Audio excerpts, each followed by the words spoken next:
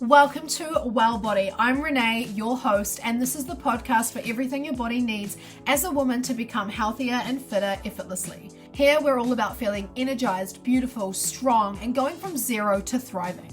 Let's ditch the Fitspo diet culture once and for all and start living your best life with methods that actually make real lasting changes. It's time to embrace the journey to a well body holistically. Let's dive in together.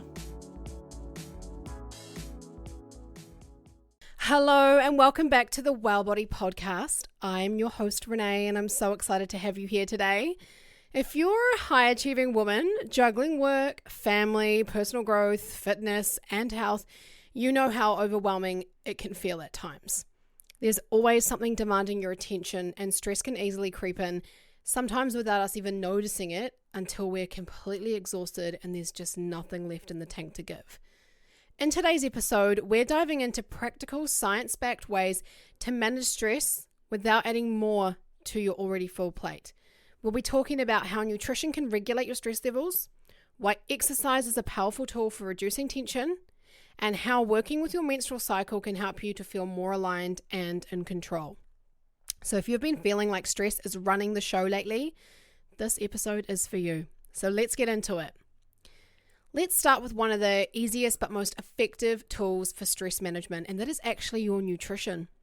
We often think about food as just fuel for our bodies, but it's also fuel for your brain and your nervous system.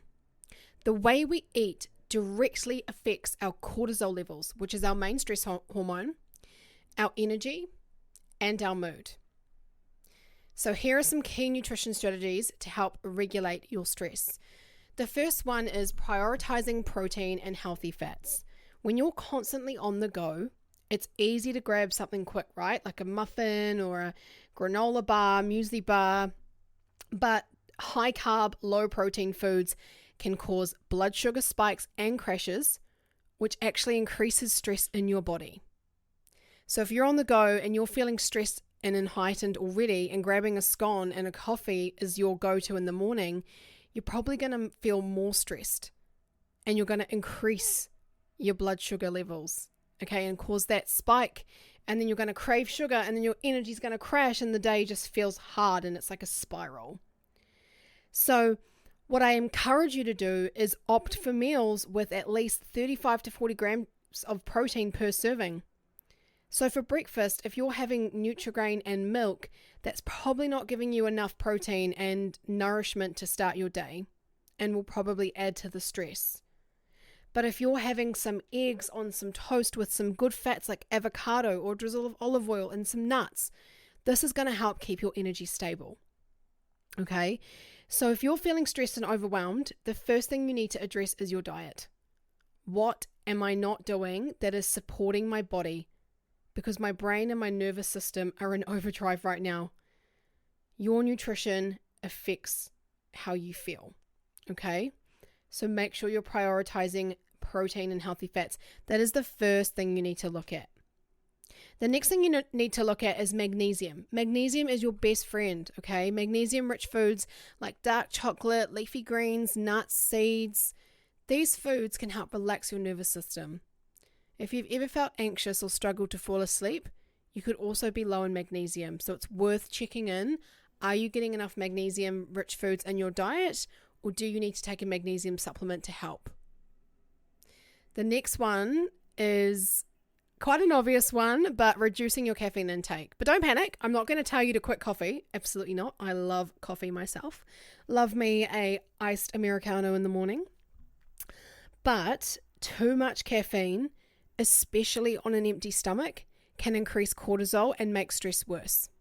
So try having your coffee after breakfast instead of first thing in the morning to keep your stress levels more balanced, okay? Especially during your luteal phase, this is when you're more sensitive to caffeine and high sugar. So you need to be mindful around that phase of your cycle that you're not having 6 cups of coffee to get through your day, all right? And hydration is key. Dehydration can increase stress, fatigue, and brain fog. So aim for at least 2 to 3 liters of water per day and add some electrolytes if you sweat a lot or if you drink a lot of coffee. Okay? All right. Now let's talk about exercise, because movement is one of the most underrated stress management tools out there. So a lot of the times when people are stressed, they either reach for food or alcohol, which is doing the opposite. It's creating more stress. It's not helping you wind down. It's adding to the situation. It's adding petrol to your fire. Okay? When it comes to stress, however, thinking about exercise, not all exercise is created equal when it comes to stress.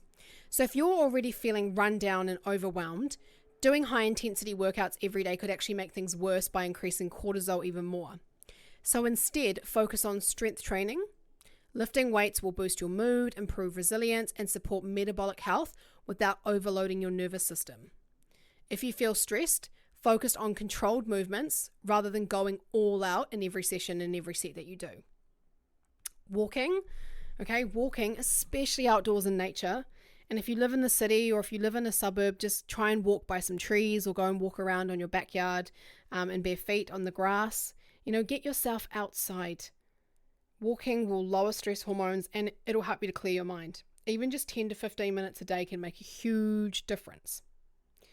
Low impact workouts like Pilates and yoga and stretching are also amazing for calming your nervous system while also keeping you strong and mobile. And also cycle-based training. And if you don't know what I'm talking about with cycle-based training, go back to my podcast main page and go and find yourself one of the many cycle episodes that I've got in the podcast about your menstrual cycle. But cycle-based training is a great way to align yourself with where you're at and to meet your energy. So if you track your menstrual cycle and you're tracking your energy and how you feel, you can adjust your workouts to match your energy. Okay? And we're going to move on to a little bit more on that next, because it is a huge, huge topic of mine in this space, is talking about your menstrual cycle, because I want you to be empowered by it. It's one of the biggest game changers for managing stress as a woman, and that's understanding how your menstrual cycle impacts your energy, your cravings, and your mood. Instead of fighting against your body, my encouragement to you is to work with it. So here's how you can sync your nutrition and exercise with your cycle for better stress management. The follicular phase, after your period starts. This is where your energy is rising. So this is a great time for strength training, higher intensity workouts, and trying new challenges. Your body can handle more carbs during this phase, so include healthy sources like oats, quinoa, sweet potatoes, those types of foods. To also support your recovery, make sure you're eating enough protein, getting enough sleep, staying super hydrated. Okay? So when your energy is rising, this is the time for you to go, right, it's time for me to level up, let's go. Then you move into your ovulation phase, which is after follicular phase. And this is where you'll feel most powerful and confident. And it's a great time for you to focus on achieving your personal best in the gym or high intensity workouts. Make sure to fuel properly with protein and carbs again to keep your energy levels stable. Then you move into your luteal phase, which is where you're leading up to your period. And your body will naturally crave more rest here. And instead of pushing through high-intensity workouts, focus on strength training with slower tempos, walks, and gentle movement. Don't stop the strength training altogether, because I do not want to disempower women to stop strength training 2 weeks of every cycle, because then that limits your ability to build muscle effectively. We want to make sure we're always strength training. Obviously not every day, but you know what I mean. So just changing the intensity to align with your energy. I'm a huge believer and have always had this philosophy in training in accordance to your energy levels. If you've had a shit day and you're feeling so low in energy and you're so fatigued and feeling rough, the last thing you probably feel like doing is throwing yourself around doing a high intensity interval session. Take yourself out for a walk and see how you feel after that. If you're starting to feel a bit more energized after your walk, then maybe you could add in some gentle bodyweight movements. If you've still got some energy, then maybe you can add in some weights. But just listen to your body. Work with your energy, not against it. It's going to actually enhance your journey, not stop you from achieving. Okay, what stops you from achieving is giving up because you give in to your ego. Okay, so luteal phase, focusing on, slowing the tempo, more gentle movement if needed, getting out in nature, walking, and also increasing your magnesium and healthy fats to help with PMS and cravings. Then you have your menstrual phase, which is your period. This is where the cycle begins again, and energy is at its lowest at this point, probably more days 1 to 3. And this is where you want to focus on restorative yoga, stretching, light walking. Gentle movement is going to help your body to feel better. Your body is losing iron, so make sure you're prioritizing iron-rich foods like red meat, leafy greens, and lentils paired with rice if you're vegetarian. By aligning your training and nutrition with your biological rhythms, you're going to reduce stress and feel more in tune with your body.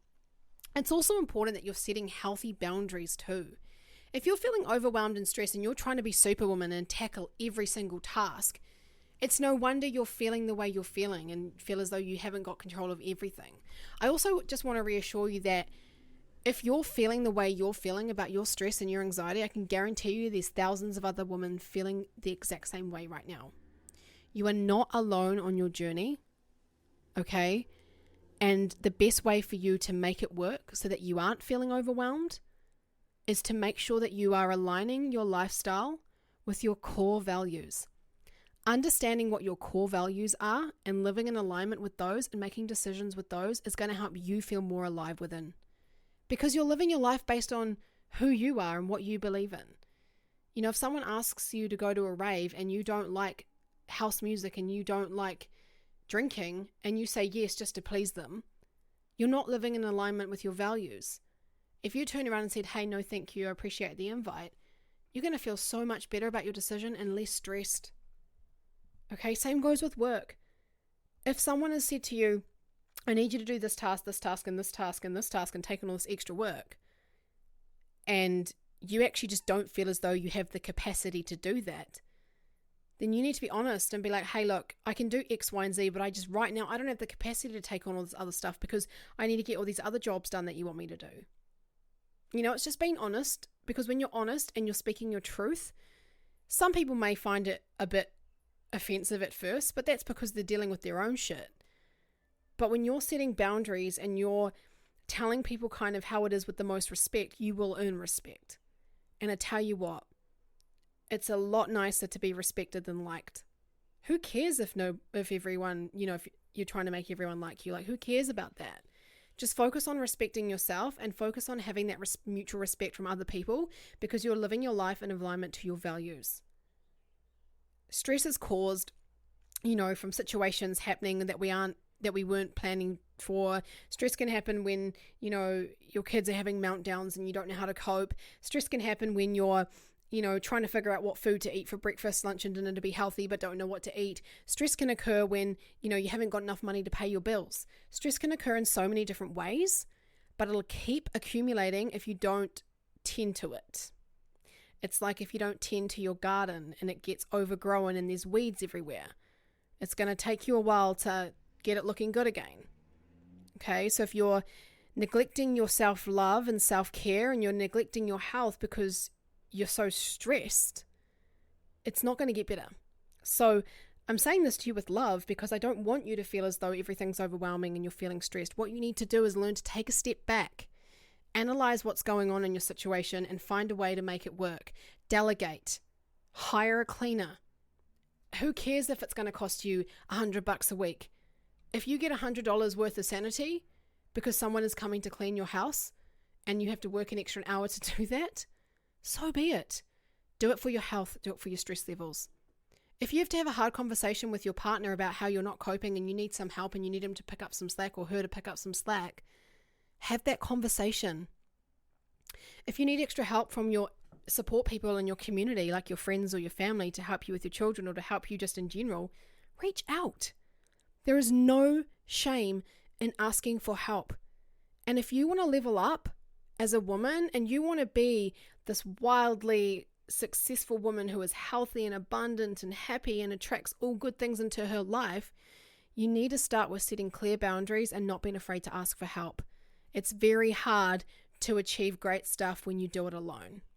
Trust me. Okay? So just to recap this episode, managing stress isn't just about taking breaks or meditating. It's about fueling your body with the right foods to keep your hormones balanced. It's about moving your body in a way that supports your energy rather than depletes it. It's about working with your menstrual cycle instead of against it to feel your best. And if you don't have a menstrual cycle, or you're perimenopausal and you haven't had your period in a while and you're coming out the other end and you've hit menopause, then I actually encourage you to start using the moon to align your cycle with the moon cycle, like you would if you were planting plants and gardening. You know, we use the moon cycle for a lot of things on this earth, so why not use it for yourself too? Okay, I really encourage you to start tuning into what you need a little bit more. Start looking at your nutrition and your fitness routine as a way to manage your stress and to enhance your life and your well-being. It's not just a tool to look shredded, lose fat, and have the best body composition. That's all surface level bullshit. It's about enhancing your life so that you feel your fucking best and you start thriving. That's what I want for you. And I'm sure that's what you want for yourself too. If you love this episode, please share it with a friend who needs to hear this. And if you want more tips on balancing your health with your busy lifestyle, make sure to follow me on Instagram at Renee Diment. And I'd also love to hear your thoughts and any feedback you have, any other episodes you want to hear. I'm always open to hearing some feedback and suggestions because it helps me to put out the type of content that is going to help you to thrive. Please let me know your biggest takeaway as well. Send me a DM, let me know what your biggest takeaway was from this episode. Thank you so much for tuning in. I appreciate you. If you have the time, please leave me a 5-star review. It's really going to help this little potty grow. And I appreciate you. You are amazing. Don't forget that. Thank you for listening to Well Body, and I look forward to having you listen in on the next episode.